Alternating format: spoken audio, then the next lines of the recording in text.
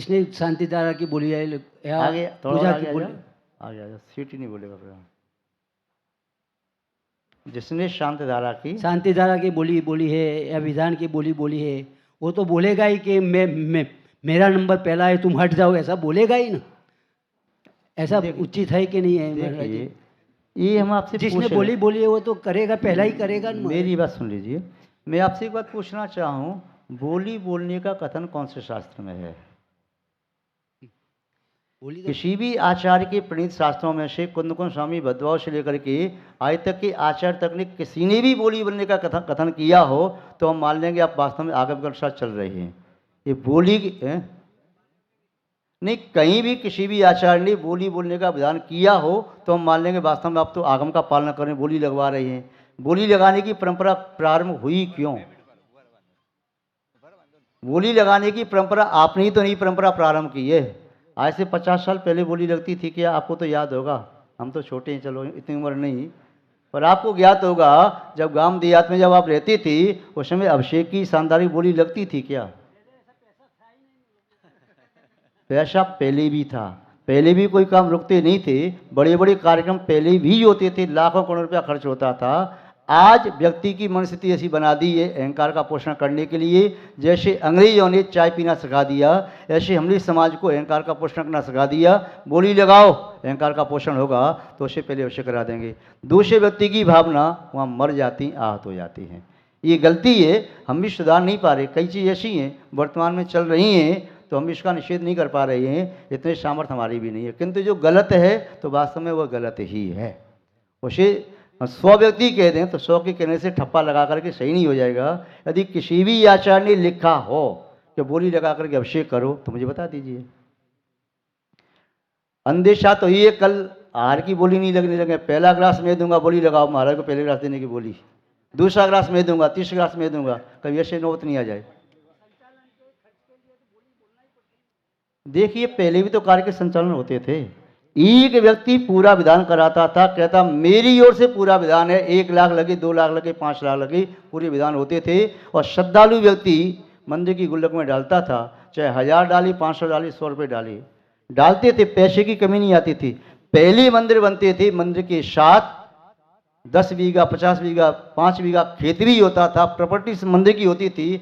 आज मंदिर की प्रॉपर्टी नहीं होती, मंदिर खूब बन रही है, छोटी सी दुकान में मंदिर बन रही है, मंदिर बन रही है, पैसा इकट्ठा भी कर लेंगे, बैंक में जमा करेंगे, उसको व्यापार में लगाएंगे, कहीं और लगाएंगे, उससे और पाप होता चला जाएगा। ये सब व्याख्या करने में शायद आपको अरुचिकर लगेगा, किंतु सत्य बड़ा कड़वा होता है। आप समझ रही हैं कि वास्तव में आगम की व्यवस्था क्या है, आज वर्तमान काल की व्यवस्था हमने क्या कर दी है। ये गलती आगम की नहीं है, गलती अपनी ही है। विद्वान लोग भी आते हैं, बोली खूब लगवाते हैं, अच्छी बोली लगवाएंगे, समाज को कमा के दिया, 50 लाख कमा के दिया तो विद्वान को 5 लाख आप ही दे देंगे। अरे पंडित दे दो भाई, अपना क्या जाता है, उन्हें कमा के दिया ना 50 लाख तो आप दे देते हैं। तो विद्वान भी सोचता है समाज कई बड़ी अच्छे विद्वान है, क्यों इतना पैसा इकट्ठा करा दिया इन्होंने। तो इसलिए आज बड़े छोटे का मूल्यांकन परिणामों के आधार से नहीं है, धन के आधार से है। यहाँ तक कि कटु सत्य तो यही है, जिस साधु की बोली बहुत बड़ी चली जाए, कलश की बोली, वो साधु बड़ा साधु कहलाएगा, और जिसकी बोली कम जाए तो छोटा साधु कहलाएगा। पैमाने हमने बदल लिए हैं, मापने की इकाइयाँ हमने बदल ली हैं, तो ये अपने लिए दुखद है। इसलिए आज नहीं तो कल पुनः कोई लहर आएगी, फिर ये करने में बदल जाएगा। हम जानते इस स्थायी तो कुछ है नहीं, ये पहले नहीं था, आज है, कल फिर नहीं रहेगा, फिर कल नई परंपरा आएगी, तो चलता रहेगा। किंतु यथार्थता जो है उसे समझ लें, फिर जो कुछ चाहें तो करते रहें। गुरुजी नमस्ते। महाराज जी एक जिज्ञासा पूछ रहे हैं, यहाँ पर बता रहे हैं कि सुनने में आया होगा कि ऐसी कोई परंपरा यहाँ पर स्थापित कर ली है, कोई 10 उपवास या 16 उपवास करता है 16 कर्ण के या पर्युषण पर्व के, तो वह पालना करने के उपरांत तो समाज को बुला के निमंत्रण करे, कुछ बांटे, तो ऐसी परंपरा दी है तो गलत है। कोई बता रही होगी महाराज को कि कोई महिला ने उपवास तोड़वा दिया, भाई तुम्हारी सामर्थ्य नहीं है समाज को बुलाने की तो उपवास क्यों करते हो। तो ये उपवास का समाज से बुलाने से कोई संबंध नहीं है। यदि परंपरा कहीं भी ऐसी है तो वो गलत है। इसलिए व्यक्ति अपनी शक्ति से उपवास करे, उसके लिए समाज को भोजन कराना जरूरी थोड़ी है। हाँ जी मयूल भाई। नमस्ते गुरुजी। अध्यात्म शास्त्र जो हम पढ़ते हैं तो उसमें कभी कभार अर्थ का अनर्थ हो जाता है अगर स्वतः अकेले पढ़ते हैं तो उसे गुरु जी के मुख से ही पढ़े तो ऐसा लग रहा है कि उसका ही सही उद्देश्य और उसका ही जो अभ्यास प्रॉपर होगा। एकदम ठीक है। देखो, आप श्रावक हैं। श्रावक, श्रावक शब्द कैसे बना? श्रु धातु से बना। श्रु धातु का अर्थ क्या है? सुनना, श्रोता। श्रोता बनता है। तो श्रु धातु से श्रव, और उसमें अक प्रत्यय लगा करके श्रव का श्राव बना, औ का आव अक प्रत्यय लगाए तो श्रावक। तो जो सुनने वाला है वह श्रावक है। उसका नाम उपासक भी होता है। जो देवशास्त्र गुरु की उपासना करे सो उपासक।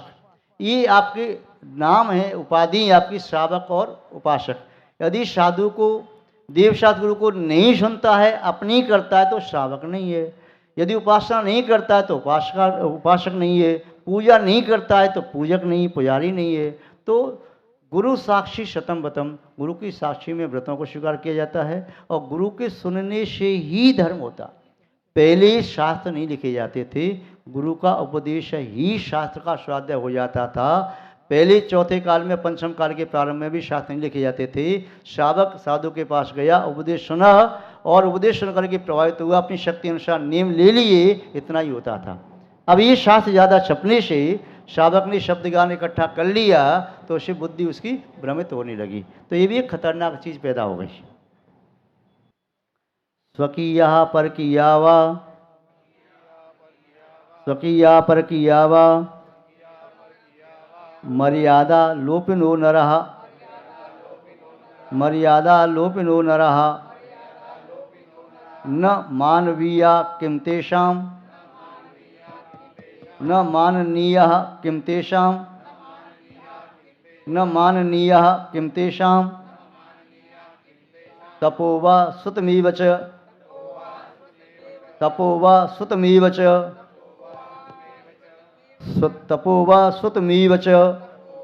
हाँ, स्वकीया, स्वकीया माने अपनी, परकीया दूसरों की, वा अथवा स्वयं की व दूसरों की, मर्यादा लोपनो नरा, जो व्यक्ति अपनी मर्यादा को लोप करता है या दूसरों की मर्यादा का लोप करता है, न माननीय, वह पुरुष सम्माननीय नहीं है, माननीय नहीं है, प्रमाणिक नहीं है।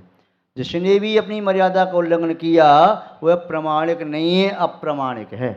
चाहे अपनी मर्यादा का उल्लंघन किया, चाहे पर की मर्यादा का उल्लंघन किया, मर्यादा का उल्लंघन करने वाला व्यक्ति सज्जनों की सभा में अप्रमाणिक है। वह कुछ भी बात कही, कितनी बड़ी बात कही, किंतु उसकी बात प्रमाणिक नहीं मानी जाएगी, क्योंकि आपने अपनी मर्यादा का उल्लंघन कर दिया या दूसरे की मर्यादा का उल्लंघन कर दिया। इसीलिए प्रमाणिक वही होता है जो अपनी मर्यादा में रहे और दूसरे की मर्यादा का भी खंडन न करे, तो वह प्रमाणिक व्यक्ति होता है। आचरण मोदी यही कह रही है, स्वकीया परकीया व मर्यादा लोपनो नरा, जो कोई मनुष्य अपनी व दूसरों की मर्यादा का उल्लंघन करते हैं, लोप करते हैं, किम तेषाम, वे मनुष्य, तपो व सुतमेव च, कितनी भी बड़ी तपस्या करें और कितने बड़े शुद्ध ज्ञान को प्राप्त कर लें, फिर भी वे सम्माननीय नहीं होते, वे प्रमाणिक नहीं होते। वे अपने यूथ में भले ही अपने आप को श्रेष्ठ मान करके कहीं अपने मन में कितना बड़ा मान लें, किंतु सज्जनों की सभा में, धर्मात्माओं की सभा में वही व्यक्ति प्रामाणिक होता है जो अपनी और दूसरों की मर्यादा की रक्षा करता है। जिसने मर्यादा का उल्लंघन किया वह बद्ध बंधन आदि को, संकटों को, आपत्ति विपत्ति, दुर्गति, दुरावस्था को नियम से प्राप्त होता है। आप जानते लोक व्यवहार में सीता ने लक्ष्मण रेखा का उल्लंघन कर दिया तो सीता का अपहरण हो गया। यदि अन्य किसी व्यक्ति ने अपनी मर्यादा का उल्लंघन किया, द्रौपदी ने अपनी मर्यादा का उल्लंघन किया, अपने ज्येष्ठ दुर्योधन को कह दिया अंधों के अंधे होते हैं, उसका परिणाम ये निकल के आया, इतना बड़ा महाभारत हो गया। और भी कोई भी आप देख लेना, कोई भी घटना घटित हुई है, उस घटना में किसी न किसी व्यक्ति ने मर्यादा का उल्लंघन किया है और मर्यादा का उल्लंघन करते ही संकट को प्राप्त हो गया। पद्म पुराण में दिया, इंद्र नाम का एक राजा था, उसने मर्यादा का उल्लंघन किया, अपने आप को बासमिंद्र मान लिया, अपने कुबेर, वरुण, यम, सोम आदि को बना लिए दिग्पाल, और इसके उपरांत अपनी सेना को देव सेना रखा, अपना महल का नाम भी वही सभा रखा, सुदन सभा इत्यादि सब उसने किया, मर्यादा का उल्लंघन किया। परिणाम क्या हुआ? रावण के द्वारा बंधन को प्राप्त हुआ। कोई भी हो जिसने भी उल्लंघन किया, रावण बहुत ठीक था, मर्यादा उल्लंघन किया, अब परिस्थिति का अपहरण किया, संकट को प्राप्त हुआ, दुखों को प्राप्त हुआ, नरक में गया। कहीं भी देख लेना आगम में किसी भी चीज को, जिसने भी मर्यादा को उल्लंघन किया, अपनी मर्यादा और दूसरे की मर्यादा उल्लंघन किया, वह नियम से अपवाद को प्राप्त हुआ, दुख दुर्गति दुरावस्था को प्राप्त हुआ, संकटों को प्राप्त हुआ, और सज्जनों की सभा में वह प्रमाणिक नहीं रहा, अप्रमाणिक हो गया। ठीक है, इसी बात में कह रही, तपस्या करने वाला भी, यो कोई तपस्वी खुद तपस्या कर रहा है, किंतु मर्यादा उल्लंघन कर दिया तो तिनके के बराबर भी नहीं उसकी वैल्यू। और बहुत ज्ञानी है, मर्यादा उल्लंघन करी तो कोई वैल्यू नहीं। राजा भी बहुत बड़ा राजा हो, मर्यादा उल्लंघन कर दी तो प्रजा उसे नीचे उतार देगी। इसलिए मर्यादा में ही शोभा प्राप्त होती है। स्वस्थान शोभते नित्यम दंता नखा केशा नरा। स्वस्थानी अपने स्थान पर शोभा को प्राप्त होते हैं। दंता नखा केशा नरा, दांत अपने स्थान पर हैं, शोभा को प्राप्त हैं, उखड़ के बाहर आ जाएं, फिर उसको मुख में रखोगे कोई? बाहर फेंक देंगे, ये तो हड्डी है। तो दंता नखा, नाखून जब तक हैं शोभा बढ़ा रहे हैं, नाखून काट के अलग कर दिया जाए, उसे रखोगे फिर हड्डी हो गई, वो तो शोभा को प्राप्त नहीं होते। केश सिर पर लगे अच्छे लग रहे, काट कर नीचे डाल देना ही नहीं, उसे उठा के लाओगे क्या? अभी तो खुद सजा रहे, शोभा उससे बढ़ रही है। मनुष्य जब तक अपनी मर्यादा में अपने स्थान पर है तब तक शोभा को प्राप्त होता है। यदि अपने पद की मर्यादा को वह तिलांजलि दे देता है, उल्लंघन करता है, तो वह भी शोभा को प्राप्त नहीं होता। ठीक,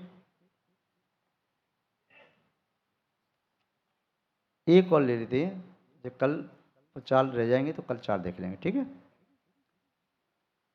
सुव्रतानि सुसंरक्षण, सुव्रतानि सुसंरक्षण, सुव्रतानि सुसंरक्षण, नित्यादि मह मुद्धरित, नित्यादि मह मुद्धरित, नित्यादि मह मुद्धरित, सागारः पूज्यते दैवै, सागारः पूज्यते देवै,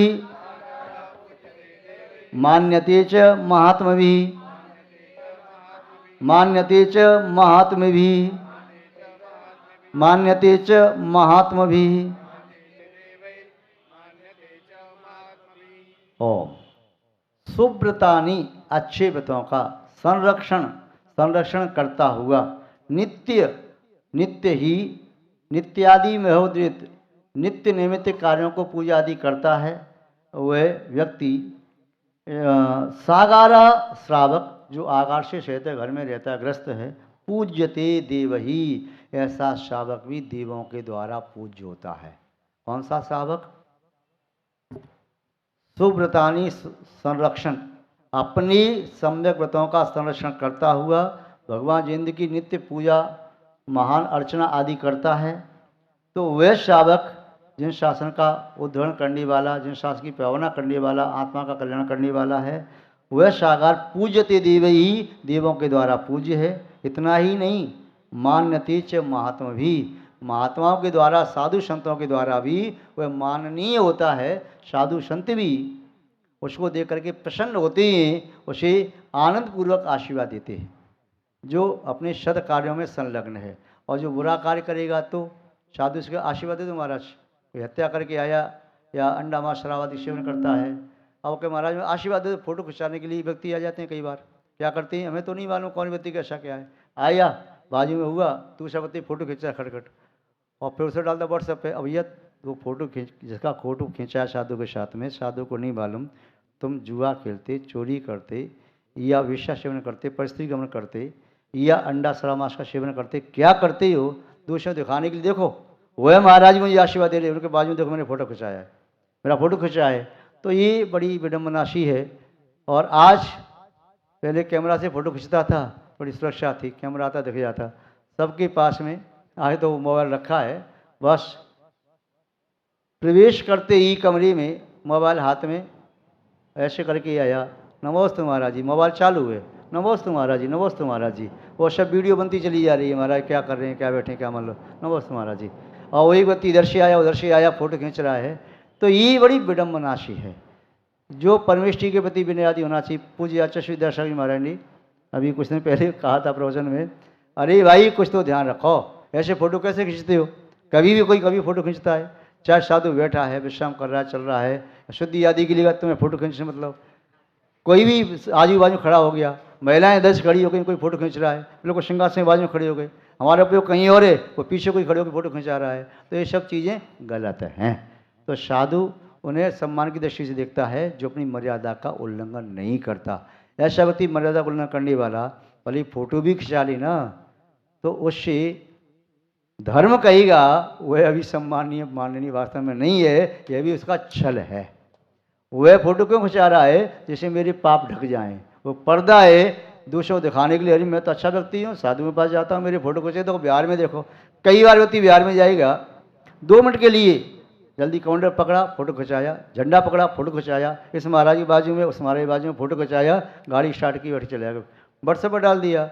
जो बेचारे बिहार करा रहे हैं उन्होंने कहा तो कहीं नाम निशान नहीं, और जो 2 मिनट के लिए पहुँचे उन्हें अपनी नेतागिरी पूरी कर ली और सब छा गए। अरे बाप, बड़ा बिहार कराता है, सब साधु के पास जाता है, इतना बिहार कराया। तो कई बार ऐसे छल करने वाले व्यक्ति बाद में बड़े परेशान होते हैं। फिर कहते हैं लोग, फिर उससे धर्म की श्रद्धा टूट जाती है। तू तो इतना धर्मात्मा था, ऐसा कष्ट कैसे आ गया? तो धर्म बदनामित हो जाता है। वास्तव में सच्ची सेवा करो तो सच्ची मेवा भी मिलेगी। जो झूठी सेवा करके फिर बाद में दुख प्राप्त करते हैं तो धर्म के प्रति लोगों की आस्था टूटने लगती है। इसलिए छल कपट के साथ ऐसा कार्य मत करो।